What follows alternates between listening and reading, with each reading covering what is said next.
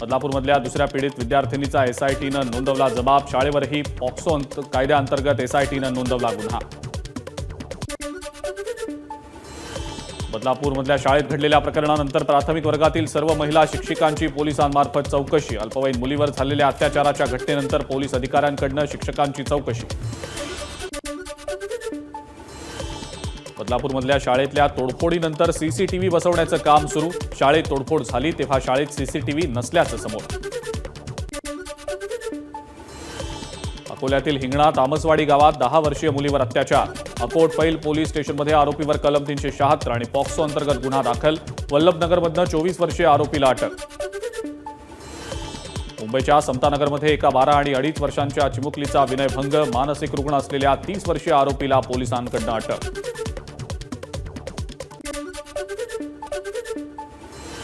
कोल्हापूरच्या छत्रपती शिवाजी महाराज चौकात एकत्र येणाऱ्या हिंदुत्ववादी कार्यकर्त्यांना पोलिसांनी ताब्यात घेतलं। पोलीस आणि हिंदुत्ववादी कार्यकर्त्यांमध्ये झाली झटापट।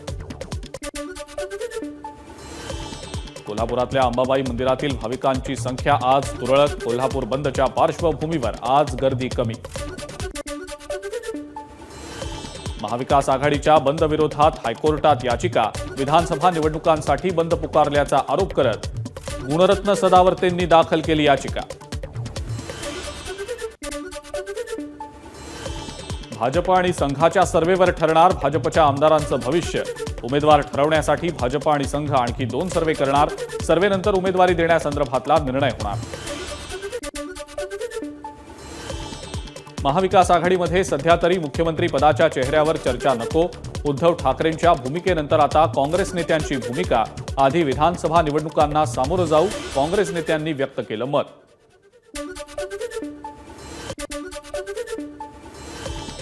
नाना पटोले ठाकरेंच्या मुख्यमंत्री पदाबाबत बोललेले नाहीत। बावनकुळेंनी आपले कान साफ करून घ्यावेत। संजय राऊतांची टीका। चेहरा असल्याशिवाय निवडणुकीला सामोरं जाता येत नाही हे सर्वांना मान्य असल्याचंही राऊतांचं वक्तव्य।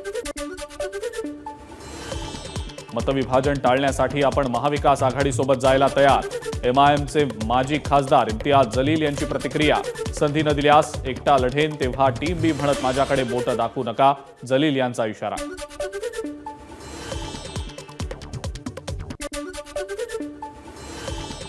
निवडणुकीच्या काळामध्ये ऑथेंटिक माहिती मिळवण्यासाठी झेड+ सुरक्षा। केंद्राच्या झेड+ सुरक्षेवर शरद पवारांनी व्यक्त केला संशय। शरद पवारांना केंद्राची सुरक्षा म्हणजे राज्याच्या पोलिसांवर अविश्वास। संजय राऊतांची राज्य सरकारवर टीका। नाशिकमध्ये आज दुपारी महिला सशक्तीकरण कार्यक्रम। मुख्यमंत्री आणि दोन्ही उपमुख्यमंत्री उपस्थित राहणार। तपोवनातल्या मोडी मैदानावर कार्यक्रम होणार। यवतमाळमध्ये मुख्यमंत्र्यांच्या उपस्थितीत उद्या महिला सशक्तीकरण अभियान। कार्यक्रमाअंतर्गत लाडक्या बहिणींची मुख्यमंत्री संवाद साधणार।